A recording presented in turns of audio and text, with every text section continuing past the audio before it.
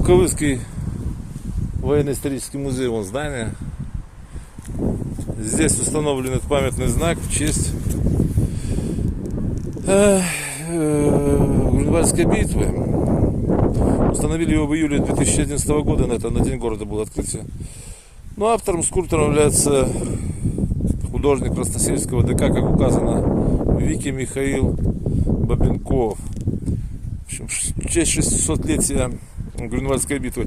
Тут, как мы видим, герб Волковыского, вот это вот получая голова на 1410 год. Далее всадник Волковыской хоругви, как указано, опять же в той же Вики, но официально это получается погоня, так называемая.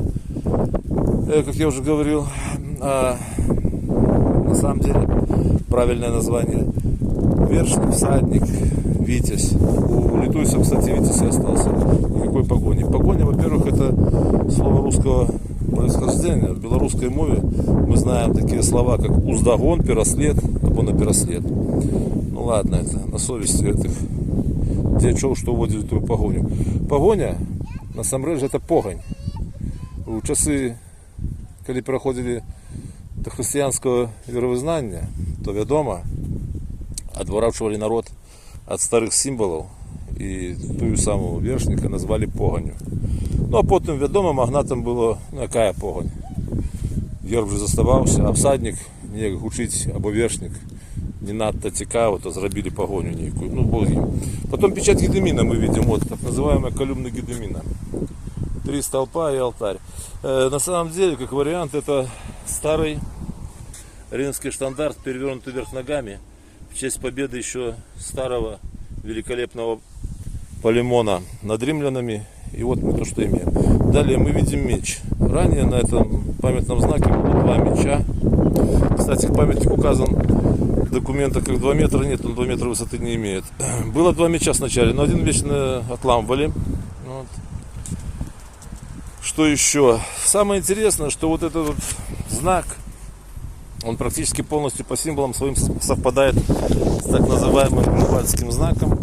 Это польская награда ведомственная, которая была введена в июле 1945 года главнокомандующим войском польским Михаилом Роля Жемерским. Это главнокомандующий некогда армии Людовой, одной из польских национальных формирований левого толка.